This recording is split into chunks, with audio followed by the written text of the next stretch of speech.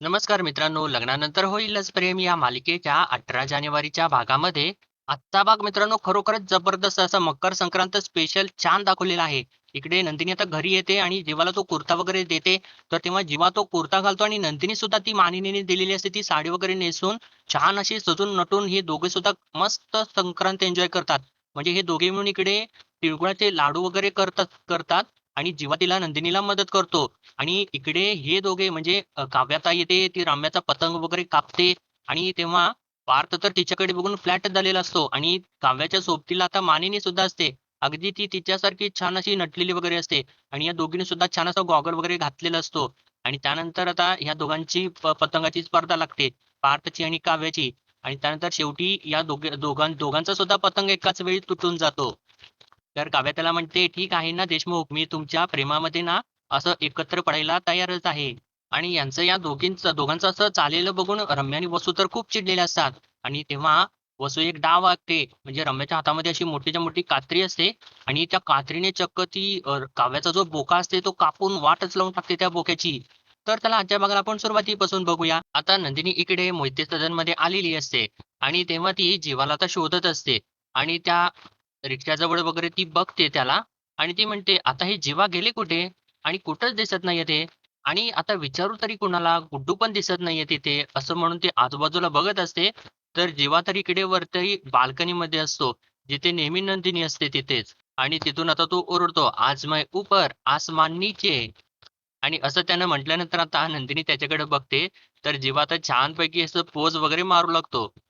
आणि नंदिनी त्याच्याकडे बघतच राहते. तर तेव्हा जेव्हा तिला इशारा वगैरे करत असतो आणि स्टाईल वगैरे मारत असतो. तर नंदिनी त्याला म्हणते, "अहो तुम्ही तिथे काय करताय? तुम्ही आधी नीचे या बरं." असं ती एकदमच बोलून जाते आणि म्हणते, "अहो आधी खाली या तुम्ही. उगीच सणासुदीला वाद नको. बाबांनी तुम्हाला तिथं बघितलं तर." तर जीवा म्हणू लागतो, "ओ सोनिया, जीवाची फिल्डिंग तर 11 देशामधल्या अप्पांनी लावलेली आहे आणि जीवाला पकडणं कठीणच नाही तर अशक्य आहे." असं तो डायलॉग वगैरे मारत असतो. तर तेव्हा नंदिनी तिथूनच "अरे शी!" असं म्हणते आणि म्हणते, "अहो किती घाणेरडं मराठी डब आहे तुमचं. अहो तुम्ही आधी खाली अहो ते बाबा जर आले ना."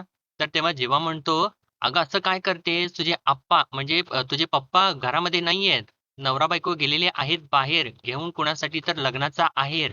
आणि असं म्हणत तो आता पुढं यमक जुळवत बोलू लागतो. म्हणतो, "सासूने दिली हातात किल्ली, म्हणाली कर बायकोसोबत जीवाची मुंबई दिली. अरे वाह! वाह! हे कसं होतंय? कसं होतंय?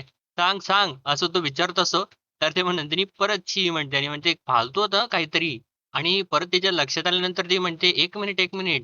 म्हणजे आई-बाबा घरात नाहीयेत आणि आईने तुम्हाला किल्ली दिली. आई आहे ना, ही आई पण ना." असं बोलत असताना जेव्हा तिला थांबवतो म्हणतो, "1 मिनिट. माझ्या सासूबाईंना काही बोलायचं नाही हां, मी आधीच सांगतोय." तर नंदिनी म्हणते, "तुमच्या सासूबाई ना माझी अगोदर आई आहे." तर तेव्हा जेव्हा म्हणतो, "बरं ठीक आहे ना. बरं मला सांग आपल्यामध्ये सगळे भांडणाचे विषय संपलेले आहेत का? म्हणून आपण आईवरून भांडतोय." आणि आता जेव्हा विचारतो, "बरं मला सांग तुझ्या हातामधल्या पिशवीमध्ये काय आहे?" तर तेव्हा नंदिनी थोडीशी हसते आणि म्हणते, "खास गंमत आणली आहे तुमच्यासाठी." तर तेव्हा जेव्हा म्हणतो, "काय सांगतेस? हल." असं म्हणून तो वरनं खाली उडीच मारत असतो. तर नंदिनी खालनं ओरडते, "अहो काय करताय तुम्ही?" तर जेव्हा म्हणतो, "सॉरी, सॉरी, सॉरी." असं म्हणून तो मागे सरकतो आणि म्हणतो, "उगाच लाईफ इन्शुरन्स पॉलिसीला फटका नको. एक काम करतो तिकडेच थांब, मी जिन्यावरून खाली येतो." आणि त्यानंतर आपल्या रिक्षाकडे बघतो आणि म्हणतो, "आहाहा! 2 सवती एकदम सख्ख्या बहिणी असल्यासारख्या आजूबाजूला उभ्या आहेत. कशी दिसते माझी डार्लिंग?" असं म्हटल्यानंतर नंदिनी आता त्या रिक्षाकडे थोडंसं बघते आणि चिडते. म्हणते, "काहीही बोलू नका तुम्ही." आणि आता जेव्हा म्हणतो, "डार्लिंग, हा जेव्हा जसा तुझा आहे ना, तसाच चकाचक बाईचा सुद्धा आहे."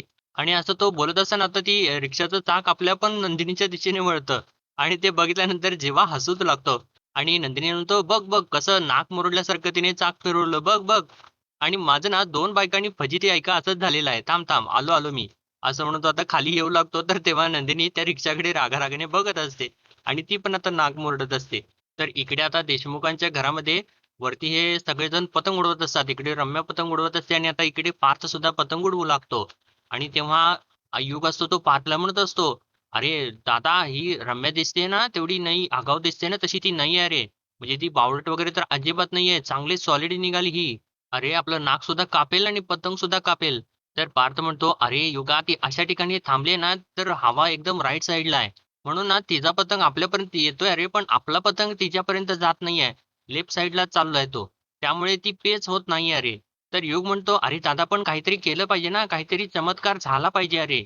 आणि ह्याचं नाक आणि पतंग दोन्ही सुद्धा कापलं गेलं पाहिजे." तर आता रम्या त्याला म्हणते, "हो, हो, मीच तुझं परत एकदा नाक कापणार. मगाशी कसं कापलं ते लक्षात आहे ना तुझ्या?" असं म्हणून त्याचा रम्या सुद्धा त्याला चिडवत असते. आणि ही रम्या इकडे युगला बोलत असताना इकडे आता रम्याची पतंग कोणीतरी कापून टाकतं मित्रांनो. आणि ते बघितल्यानंतर वसू तिला म्हणत असते, "अगं रम्या, रम्या इकडे लक्ष दे, लक्ष दे." आणि तेव्हा युग सुद्धा तिकडेच बघत असतो. आणि तिची पतंग कापलेली बघितल्यानंतर युग तर खूप खुश होतो आणि मोठमोठ्याने हसून उड्या वगैरे मारू लागतो आणि पार्थला मिठीच मारतो. आणि रम्याला तर चिडवू लागतो. म्हणतो, "आता काय झालं रम्या? हास, हास. अजून अजून चिडव मला." तर रम्या म्हणते, "अगं आई, पार्थनेच माझी पतंग कापली. असं व्हायला नको होतं यार." तर वसू म्हणते, "अगं रम्या, खेळ आहे हा. एवढं काय मनाला लावून घेतेस तू?" तर इकडे आता जेव्हा धावत-धावत खाली येतो, तर तेव्हा नंदिनी त्याला म्हणत असते, "अहो सावकाश काय करताय तुम्ही?" तर जेव्हा तो तिच्या समोर येऊन म्हणतो, "तुला सांगतो बायको कितीही चिडली ना, तरी सुद्धा संक्रांतीचं त्याच्यासाठी गिफ्ट आणायला विसरत नाही. काय आणलंय सांग ना?" असं तो विचारत असतो. तर तेव्हा नंदिनी हसते आणि त्या पिशवीमधला त्याच्यासाठी काळा कुर्ता जो असतो, तो कुर्ता काढून त्याच्या हातामध्ये देते. तर तो कुर्ता बघितल्यानंतर जेव्हा म्हणतो, "वॉव! ब्लॅक कुर्ता. मस्त आहे, मस्त आहे." तर तेव्हा नंदिनी म्हणते म्हणजे आता ती सांगते मित्रांनो, ती म्हणते, "हा कुर्ता मी नाही, तर आईने दिलेला आहे तुमच्यासाठी." तर तेव्हा आता जेव्हा एकदम म्हणजे खुश होतो आणि म्हणतो म्हणजे त्याला तो थोडंसं भावुक सुद्धा होतो आणि म्हणतो, "म्हणजे काय सांगतीस नंदिनी? तू तू आपल्या घरी गेली होतीस?" तर तेव्हा नंदिनी हो असं म्हणून त्याला सांगत असते. तर तेव्हा जेव्हा तो कुर्ता उघडतो आणि तो भावूक झालेला असतो मित्रांनो आणि तो कुर्ता आपल्या एकदम जवळ कवटाळतो आणि तो खालीच बसतो. एकदम निशब्दच होऊन जातो तो. तर तेव्हा नंदिनी पुढे येते आणि त्याच्या खांद्यावरती हात ठेवते आणि त्याला म्हणते, "जेव्हा सणासुदीचं असं रडायचं नसतं. तिकडे सगळे तुम्हाला खूप मिस करतायत. फक्त आईच नाही तर तुमचे बडे भैय्या सुद्धा." तर तेव्हा आता जेव्हा नंदिनीच्या हातावरती हात ठेवतो आणि "खरंच का?" असं म्हणून विचारतो. तर आता नंदिनी लगेचच आपला हात बाजूला काढून घेते आणि परत ती चिडते.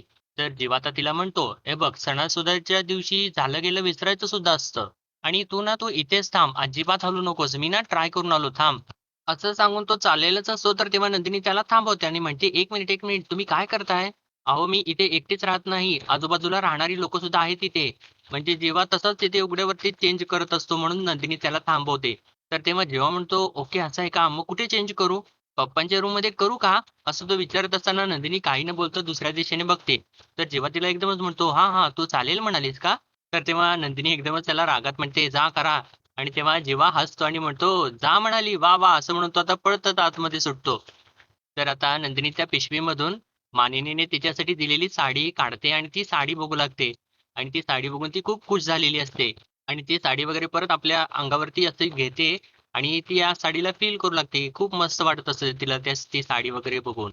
तर इकडे आता देशमुखांच्या घरी युग आता पार्थची खूप तारीफ करू लागतो. म्हणतो, "भाई तुमने करके दिखाया. छोटे भाई का बदला तो तुमने ले ही लिया." तर पार्थ आता सांगतो, "अरे युग, मी ना रम्याचा पतंग कापलेला नाहीये." आणि असं त्यानं म्हटल्यानंतर आता युग आणि पार्थ दोघे सुद्धा म्हणतात, "मग रम्याचा पतंग कोणी कापला?" आणि तेव्हा इतक्यातच आता मागून काव्या एंट्री घेते. म्हणते, "अरे आओ ना फिर." आणि ती अशी मस्तपैकी अशी गॉगल वगैरे घालून आणि ती मानिनीने दिलेली असते ती साडी वगैरे नेसून आलेली असते. आणि तिने असं म्हटल्यानंतर आता हे चौघेच्या चौघे असे मागे वळून तिच्याकडे बघू लागतात. आणि तिला बघितल्यानंतर पार्थ तर पूर्ण फ्लॅटच होतो आणि त्याचं तोंड आणि डोळे उघडेच राहतात आणि तो एकसारखा तिच्याकडे बघतच राहतो. तर काव्या अशी मस्तपैकी स्टाईलमध्ये वगैरे पतंग उडवत असते आणि थोडासा असा गॉगल खाली करून त्याच्याकडेच बघत असते. आणि आता बरोबर तिच्या मागे फिरकी पकडायसाठी म्हणून मानिनी सुद्धा आलेली असते आणि तिने सुद्धा असं छानपैकी गॉगल वगैरे घातलेलं असतं आणि ती सुद्धा एकदम स्टाईल वगैरे मारत असते आणि तिने अशी फिरकी पकडलेली असते. तर काव्या आता पार्थला म्हणते, "अहो माझ्याकडे नाही, पतंगाकडे बघा देशमुख." आणि तेव्हा आता असं ती बोलत असताना काव्या धावत-धावत पार्थजवळ येते आणि त्याला एक धक्का मारते. आणि तेव्हा पार्थ तिच्याकडे बघत असतो आणि तेव्हा काव्या आता आपला गॉगल थोडासा खाली घेते आणि त्याला एक डोळा मारते. आणि परत गॉगल वरती घेऊन त्याच्याकडे बघून एक स्माइल करत असते. तर पार्थ तिच्याकडे बघतच राहतो आणि त्यानंतर आता काव्या आपला गॉगल परत खाली घेते आणि त्या वसू आणि रम्याकडे बघू लागते. तर या दोघी तर जाम घाबरलेल्याच असतात आणि इकडे मागे मानिनी हसत असते. तर तेव्हा आता काव्या एकदम हळू आवाजात मानिनीला म्हणते, "अहो आई, आई आपल्या घोषणा सुरू करा." तर मानिनी म्हणते, "अरे देवा! अगं काय सांगितलं होतंस मला? मी विसरले. सांग ना." तर काव्या म्हणते, "अहो असं नका करू. माझ्या बोक्यासमोर मला तोंडावरती पाडता की काय?" तर मानिनी म्हणते, "नाही, नाही, अगं तुला नाही तोंडावरती पाडत मी. आठवते, आठवते. थांब, थांब." आणि एकदमच ती ओरडू लागते. म्हणते, "काफी है हवा का झोका?" तर काव्या म्हणते, "लव्ह यू बोका, लव्ह यू बोका." तर मानिनी परत म्हणते, "काफी है हवा का झोका?" तर काव्या म्हणते, "लव्ह यू बोका, लव्ह यू बोका." काय मस्त मित्रांनो इथे छान एकदम कॉमेडी सीन दाखवलेला आहे. तर युग म्हणतो, "माय गॉड दादा, वहिनी काय आता ऐकत नाही हां. म्हणजे मांज्याची फिरकी आईच्या हातात आहे, पण तुझी फिरकी वहिनी घेते हां." असं म्हणून त्याला चिडवू लागतो. तर तेव्हा काव्या आणि मानिनी इकडे हसत असतात. तर पार्थ आता युगला एक फटका मारतो आणि म्हणतो, "अरे तू माझ्या बाजूने आहेस का त्यांच्या बाजूने आहेस?" तर तेव्हा युग म्हणतो, "अरे माझा बदला वहिनीने घेतलाय ना, मग आयडियली मी तिचीच बाजू घेतली पाहिजे. काय बोलतो तू?" असं तो म्हणत असताना इकडे काव्या सुद्धा थंब वगैरे करत असते युगला. तर पार्थ आता म्हणतो, "घ्या, घ्या. सगळेजण तुम्ही त्यांचीच बाजू घ्या आणि मला एकटं पाडा." तर तेव्हा युग म्हणतो, "अरे मीराबाई तो सेंटी होतोय रे." तर तेव्हा सगळेजण हसू लागतात. तर पार्थ म्हणतो, "हसू नको रे." आणि मानिनी म्हणतो, "आई तुझी कंप्लेंट ना बाबांच्याकडे केली पाहिजे. इथं आल्यापासून तू त्यांचीच बाजू घेतेस." तर मानिनी सुद्धा म्हणते, "हो, हो. कर, कर." तर युग सुद्धा आता पार्थला थोडंसं त्याच्या फेवरमध्ये बोलू लागतो. म्हणतो, "अरे बघ ना दादा, आईला ना घरामध्ये असे तिळगुळ वगैरे बनवायला वड्या वगैरे बनवायला वेळ नाहीये आणि इथं फिरकी घेतेय." तर मानिनी युगला म्हणते, "अरे गप रे तू." तर काव्या आता म्हणू लागते, "अहो देशमुख कम ऑन, कम ऑन. अहो पतंग उडवा की आज तुमची बायको हरवणार तुम्हाला." तर पार्थ सुद्धा आता तिच्याकडे बघून थोडासा सीरियस होतो आणि तो आता एकदम सिरियसली पतंग वगैरे उडवू लागतो. आणि इकडे वरती बघतो, तर याच्या पतंगावरती तर देशमुख बॉयज लिहिलेलं असतं आणि काव्याने तिच्या पतंगावरती आय लव्ह यू देशमुख असं लिहिलेलं असतं. तर आता रम्या चिडते आणि काव्याला म्हणते, "अगं हे एक पतंग कापलास म्हणून लगेच लाडात येऊ नकोस. आता बघते ना पार्थला तू कशी हरवतेस ते." आणि पार्थला म्हणते, "Parth you have to win. Come on, come on." असं म्हणून त्याला चीअर अप करू लागते. त्याला साथ देऊ लागते. तर काव्या म्हणते, "दुनिया की कोई भी ताकत तुम्हें हमसे बचा नहीं सकती मिस्टर बोका देशमुख." आता बघूयात कोण जिंकते ते. पार्थची काव्या का काव्याची पार्थ? असं म्हटल्यानंतर पार्थ "आ?" असं म्हणतो. तर काव्या म्हणते, "आ काय आ? नजर हटी तो दुर्घटना घटी. अहो पतंग सांभाळा देशमुख पतंग." असं ती म्हणत असते आणि इकडे पार्थच्या पतंगाला पेच लावू लागते. तर आता मित्रांनो इकडे जेव्हा सुद्धा तो मानिनीने पाठवलेला असतो कुर्ता, तो घालतो आणि अशी मस्तपैकी त्याच्यावरती माळ वगैरे घालतो आणि एकदम छान दिसत असतो आणि म्हणतो, "बरा दिसतोय ना मी?" तर इतक्यातच मित्रांनो नंदिनी सुद्धा वरून ती काळी साडी वगैरे मानिनीने दिलेली असते ती नेसून येते आणि एकदम छान दिसत असते आणि ती म्हणते, "हिरो दिसताय तुम्ही एकदम हिरो." तर तेव्हा जीवा तिच्याकडे बघतो आणि तो फ्लॅटच होतो. त्याचे डोळे वगैरे उघडेच राहतात आणि तो एकसारखा तिच्याकडे बघत असतो. तर तेव्हा आता नंदिनी थोडीशी लाजू लागते आणि एकदा खाली आणि एकदा त्याच्याकडे बघू लागते. आणि त्यानंतर तिने ते मंगळसूत्र वगैरे सुद्धा घातलेलं असतं. तर जीवाता थोडासा पुढे येतो आणि तिच्याकडे बघतच राहतो. तर नंदिनी हळुवारपणे खाली उतरत, उतरत त्याच्या दिशेने येत असते. आणि जेव्हा अजून सुद्धा तिच्याकडे बघतच राहतो. तर तेव्हा नंदिनी इशाऱ्याने त्याला विचारते, की "मी कशी दिसते?" तर तेव्हा जीवा लगेचच तिला एकदम छान दिसतेस असं इशाऱ्याने सांगत असतो. आणि त्यानं असं छान असं इशाऱ्याने केलेलं असतं आणि त्याच्याकडे बघितल्यानंतर तो आता एकदम शिट्टीच वाजवतो. म्हणजे नंदिनीने त्याला शिकवलेली असते ती शिट्टी तो वाजवतो. आणि तेव्हा नंदिनी अजून लाजू लागते. आणि तेव्हा तिला तो क्षण आठवतो ज्यावेळेस तिने ती शिट्टी वाजवलेली असते आणि जेव्हा तिला विचारत असतो, "शिकवशील का मला शिट्टी वाजवायला? Please, please." तर तेव्हा नंदिनी त्याला म्हणत असते, "जीभ आहे ना अशी टाळूला वरती चिटकवायची, ट्विस्ट करायची आणि हे बोट असं मध्ये ओठांच्या इथे मध्ये ठेवायचं आणि जोराची फुंकार मारायची." तर तेव्हा जेव्हा अगदी तसं तिने सांगितल्यासारखं करतो, पण त्याची काही शिट्टी वाजतच नसते. आणि आता ते आठवल्यानंतर नंदिनी आता इकडे-तिकडे बघू लागते. तर जेव्हा "काय, काय?" असं म्हणून तिला "काय, काय?" असं म्हणून तिला विचारत असतो, तर तेव्हा नंदिनी खालीच येते. आणि त्याला रागारागात म्हणते, "काय चाललंय? दमशराज खेळतोय का आपण? बाजूला व्हा, खूप काम आहेत मला." असं म्हणून त्याला बाजूला सरकवते आणि तिथून आतमध्ये निघून जाते. तर तेव्हा जेव्हा सुद्धा तिच्या मागे-मागे जातो आणि म्हणतो, "नंदिनी ऐक ना माझं, ऐक ना." तर तेव्हा नंदिनी आतमध्ये जाते आणि ती मोबाईलवरती काहीतरी बघत असते. तर तेव्हा जेव्हा तिथं जातो आणि तिला विचारतो, "काय, काय मोबाईलमध्ये काय बघतेस?" तर तेव्हा नंदिनी म्हणते, "काही नाही." तर जेव्हा तिला म्हणतो, "अगं सांग ना." तर नंदिनी म्हणते, "अहो मी तिळगुळाचा व्हिडिओ बघते. तुम्हाला काय करायचं आहे?" तर तेव्हा जेव्हा तिला विचारतो, "पण का?" तर नंदिनी त्याला म्हणू लागते, "तुम्ही रोज जिमला जाता, व्यायाम करता, 50-100 किलो वजन उचलता, पण तरीसुद्धा घरातला साधा सिलेंडर तुम्हाला उचलता येत नाही." तर जेव्हा म्हणतो, "हे बघा 1 मिनिट असं अजिबात नाहीये. एकदम स्वेटिंग होतो. अंगावरचा एकूण एक कपडा भिजतो, एवढे वेट्स उचलताना. पण माझी आई म्हणते, जी माणसं शिवधनुष्य पेलू शकतात ना, त्यांना कधीतरी एक छोटासा बाण गुडघे टेकायला लावू शकतो. तर नंदिनी म्हणते, "बरोबरच म्हणतात मग आई. अहो म्हणून तर मी हा व्हिडिओ बघतेय." अहो म्हणजे काय आहे माहितीये का, मी जगातले सगळे कठीण पदार्थ करू शकते. पण असं ती म्हणत असताना तेव्हा जीवा म्हणतो, "तिळगुळ बनवता येत नाहीत?" तर नंदिनी म्हणते, "येतात. म्हणजे मी प्रयत्न केला 1-2दा, पण माझे तिळगुळ ना फुटतात." असं तिने म्हटल्यानंतर जीवा तर मोठमोठ्याने हसू लागतो आणि स्वतःलाच सावरत ओके, ओके म्हणत असतो आणि परत मोठ्याने हसतो आणि म्हणतो, "मी आहे ना, मी आहे ना. अगं मला तुटलेलं, फुटलेलं सगळं काही जोडता येतं." तर नंदिनी त्याला म्हणते लगेच आता, "नाही, नाही काही गरज नाही, काही गरज नाही. मी एकटीने करीन सगळं काही." तर जेव्हा म्हणतो, "हे बघ नंदिनी प्लीज ऐक ना, ऐक ना अगं. आपण दोघांनी मिळून जर तिळगुळ बनवलं ना, तर मला अगं सण साजरा केल्याचा आनंद सुद्धा होईल." आणि लगेच नाटक करू लागतो. म्हणतो, "प्लीज अगं मी ना माझ्या घरापासून दूर आहे ना आता." तर नंदिनी त्याला म्हणते, "तुम्हाला काय वाटतं तुम्ही हा असा गरीब चेहरा केला तर मी तयार होईन?" तर तेव्हा जीवा अजून गरीब चेहरा करतो आणि तर नंदिनी म्हणते, "बरं ठीक आहे, करा आता." तर तेव्हा आता जेव्हा एकदम परत पोजमध्ये येतो म्हणतो, "अरे वाह! वाह! मस्त." आणि म्हणू लागतो, "तिळगुळ बनवणे is an art and I am an artist." आणि तू काय कर माहिती का, सगळ्यात आधी पदर खोचून घे आणि तिळगुळ फ्रॉम जीवांदिनी इज ऑन. आणि असं म्हटल्यानंतर नंदिनी लगेचच पदर वगैरे खोचते. तर जेव्हा तिला म्हणतो, "तीळ घे, तीळ घे. अगोदर तीळ घे." तर तेव्हा नंदिनी लगेचच तिळाचा डबा घेते आणि पॅनमध्ये लगेचच ओतत असते. तर जेव्हा तिला म्हणतो, "अगं ए थांब, थांब. असं भसकन ओतू नकोस गं.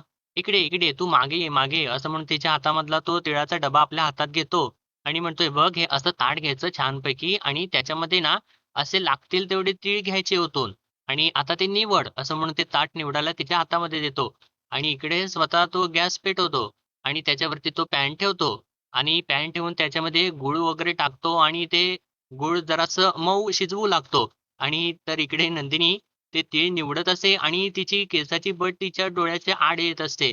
तर तेव्हा जेव्हा तिच्याकडे बघत असतो आणि तिच्याकडे बघून हसत असतो आणि त्यानंतर लगेचच तिच्या जवळ येतो आणि आपल्या हाताने तिच्या केसाची बट हळूवार मागे घेतो. तर तेव्हा नंदिनी तर त्याच्याकडे बघून थोडीशी स्माईल करत असते आणि त्यानंतर ती हळूच परत त्याच्याकडे एकदा बघते, परत तिळाकडे बघते आणि त्यानंतर आता तिचे तीळ निवडून होतात आणि ते तीळ आता ती कढईमध्ये घेते आणि त्यानंतर आता ती ते तीळ हलवायसाठी चमचा घेत असते, तर तेव्हा जीवा तिचा हातच पकडतो आणि परत तो चमचा तो तिच्याकडे देतो आणि मस्तपैकी मित्रांनो यांचे असे रोमॅन्टिक पद्धतीने अगदी तिळगुळ बनवायची प्रोसिजर चालू असते आणि तेव्हा नंदिनी आता इकडे ते गूळ वगैरे असते ते हलवत असते.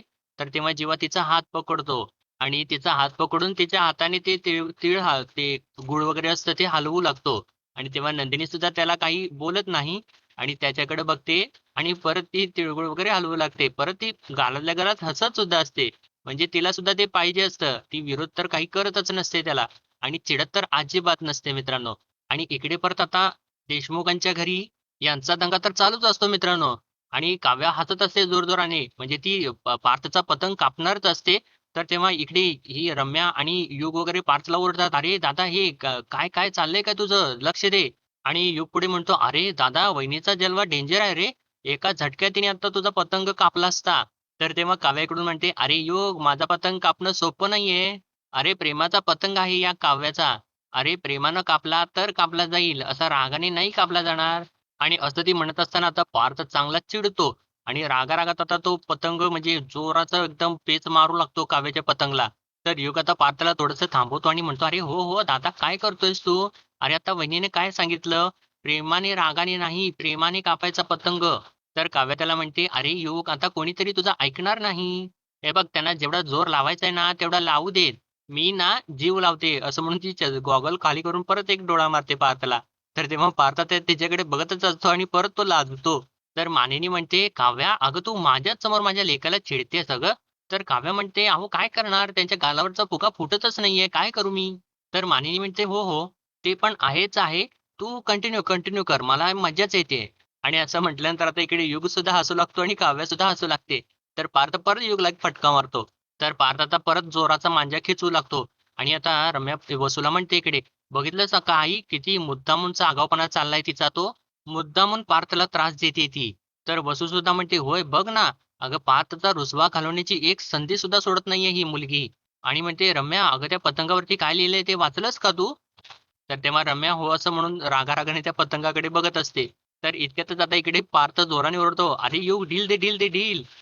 तर तेव्हा काव्या सुद्धा म्हणते, "हो इकडे आई, आई ढील द्या, ढील द्या."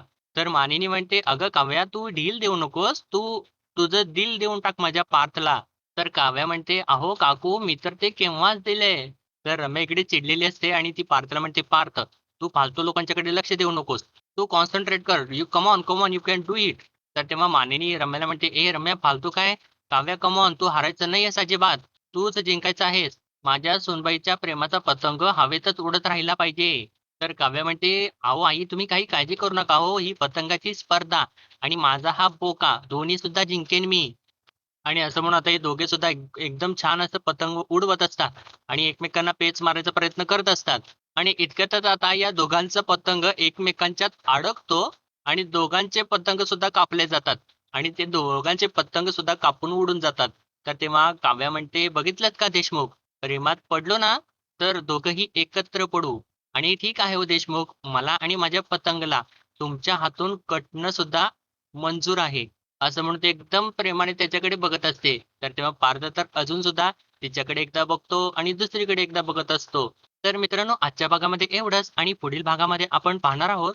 इकडे आता नंदिनी ते सर्व काही गरम करून बाहेर घेऊन येते आणि ते लाडू तयार करायसाठी त्या ह्याच्यामध्ये हात घालते पिठामध्ये आणि तिला जोराचं भाजतं. तर तेव्हा जिवा लगेचच तिचा हात आपल्या हातामध्ये घेतो आणि म्हणतो, "बघू, बघू" असं म्हणून तिच्या हातावरती फुंकर मारू लागतो. तर नंदिनी त्याच्याकडे बघतच राहते. तर इकडे आता काव्या बसलेली असते खाली आणि तिच्या हातामध्ये तो बोकाच असतो. तर वरून वसू आणि रम्या येत असतात आणि ते बघितल्यानंतर त्या तिथंच थांबतात. तर वसू म्हणते, "या बोक्याचा ना बंदोबस्त करायलाच हवा." आणि तेव्हा रम्याच्या हातामध्ये मोठीच्या मोठी कात्री असते आणि त्यानंतर आता ती रम्या बहुतेक म्हणजे वसू आणि रम्या तिचा काव्याचा बोका घेतात आणि त्या कात्रीने त्या त्या बोक्याला कापूनच टाकतात. म्हणजे असा त्यांनी एक प्रोमो सुद्धा पुढचा दाखवलेला आहे आणि तेव्हा त्या प्रोमोमध्ये असं दाखवलेलं आहे त्यांनी, की काव्य आता रम्यावरती चांगलीच ओरडत असते आणि आता ती रम्याचं काय करते कुणास ठाऊक असं वगैरे सगळं त्या प्रोमोमध्ये त्यांनी दाखवलेलं आहे. तर मित्रांनो असेच डेली अपडेट पाहण्यासाठी आपल्या चॅनलला सबस्क्राईब करा.